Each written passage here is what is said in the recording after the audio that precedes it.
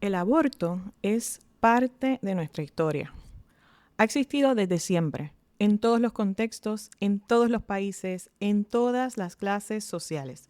Y aunque es una experiencia común, sigue siendo una de las más silenciadas. En Puerto Rico, acceder a un aborto puede implicar largos viajes, costos altos, miedo al juicio y mucho silencio. Hablar de aborto sigue siendo un tabú y por eso también es un tema recurrente en Se Vale Preguntar. Se vale preguntar todo lo que no te atreves a decir en casa. Se vale preguntar todo lo que te cuentan tus amistades. Se vale preguntar todo lo que lees en internet sin filtros ni tabúes para descubrir con evidencia científica hasta los cuentos de tu abuela. En este programa contestamos tus preguntas más íntimas, los mitos y leyendas sobre tu salud sexual y reproductiva. Y te contamos todo lo que quieres saber sobre planificación familiar, desde cuál es el mejor anticonceptivo hasta cómo puedes tener un aborto por telemedicina. Soy la doctora en ginecología Yari Vale y junto a la trabajadora social Joana Cariz, en Se Vale Preguntar, responderemos a todas tus dudas en un espacio íntimo y libre de juicios. Conversamos. El aborto es un servicio de salud, pero en Puerto Rico acceder a él no siempre es fácil. Solo existen 4 clínicas y todas están en el área metro. Si vives fuera de San Juan, eso significa tener que viajar. Probablemente pedir más de un día de trabajo, conseguir dinero que no necesariamente tienes para el procedimiento y muchas veces para transportación. Y para colmo, debes hacerlo todo en silencio. La realidad es que el estigma complica el acceso porque crea desinformación y la desinformación perpetúa el estigma. Y al final es como una serpiente que se muerde la cola. Muchas personas buscan servicios de aborto en secreto por el mismo estigma. Temen la reacción de sus familias, de sus amistades, de sus comunidades. Pero, ¿cómo cambiaría la accesibilidad y el apoyo si supieran que no son las primeras? Si descubrieran que sus madres, sus abuelas o sus tías, sus hermanas, sus primas también abortaron, pero nunca lo contaron. Soy Ileana Fuentes Lugo, una de las productoras de Se Vale Preguntar, y en este episodio escuchamos las historias de Yamina y Cintia, quienes nos hablan acerca de cómo la falta de accesibilidad marcó sus experiencias y también de cómo el haber conocido acerca de sus historias intrafamiliares puede cambiar el acceso. En Puerto Rico solo hay 4 clínicas y todas están en el área metro. Esto fue una barrera enorme para Yamina.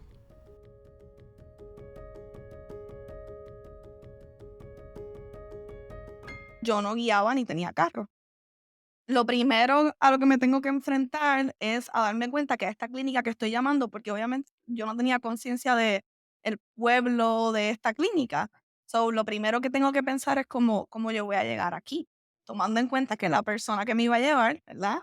Quien estaba compartiendo conmigo en ese momento, él estaba al otro lado de la isla y yo al otro lado, así que para poder llegar, él tenía que guiar hasta Manatí o hasta Arecibo para recogerme, para volver y entonces llegar a este lugar.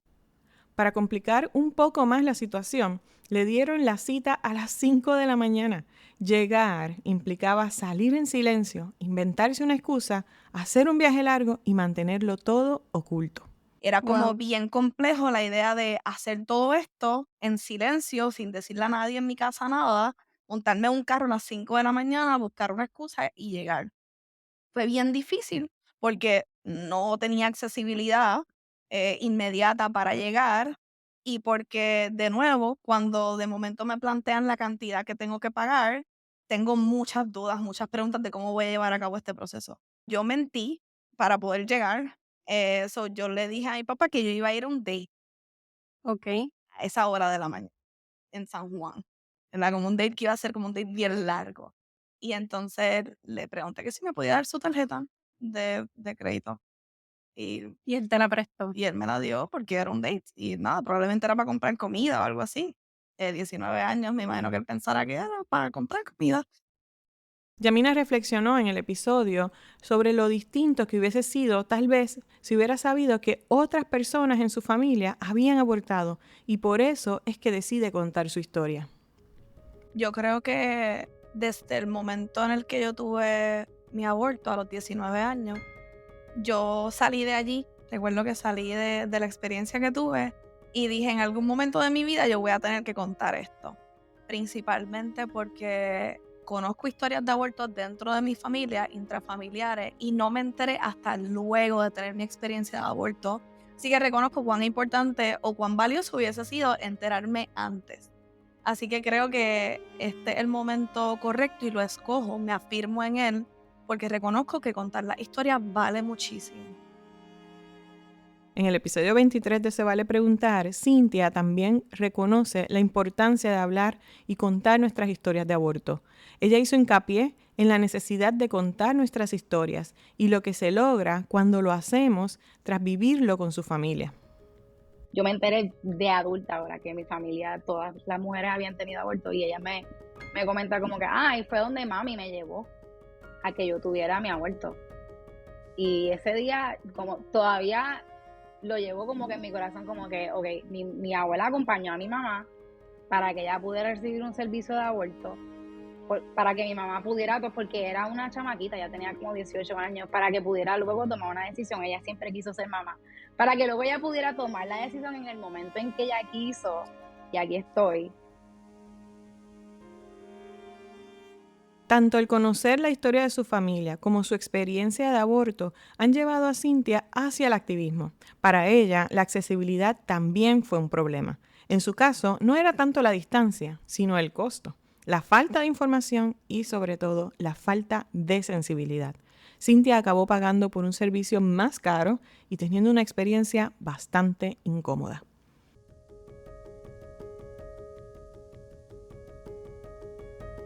Había una clínica más cerca a donde yo trabajaba y yo no sabía que existía. Fue algo como que pues yo llegué a la que me dijeron y jamás supe que habían otras opciones de otras clínicas, que habían otros métodos que quizás eran más apropiados para la etapa en la que yo estaba de embarazo. Así que eso es algo que todavía lo pienso y digo, no puedo creer que en ese momento fueron 500 pesos y fueron un cantazo. Me imagino ahora cuánto, o sea, sabemos que ahora es más costoso, así que es mucho más complicado. Algo que jamás voy a olvidar es el comentario que hizo el doctor cuando estaba haciendo el sonograma. Justo antes del procedimiento, antes de que me anestesiaran, él hace el sonograma y él mira y dice, ¡ja! Ahí no hay nada. Y yo lo miro como que, ahí no hay nada. Y si no hay nada, ¿por qué me estás cobrando 500 pesos?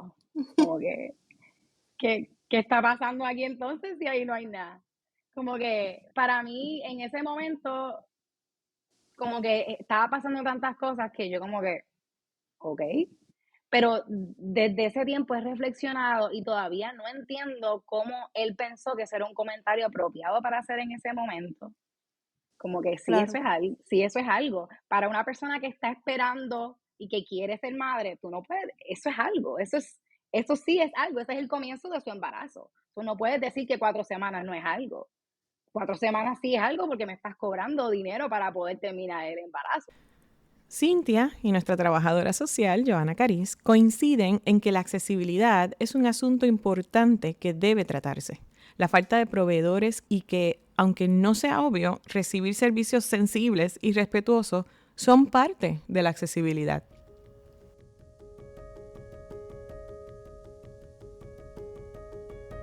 Y precisamente mi experiencia de aborto fue, ¿verdad?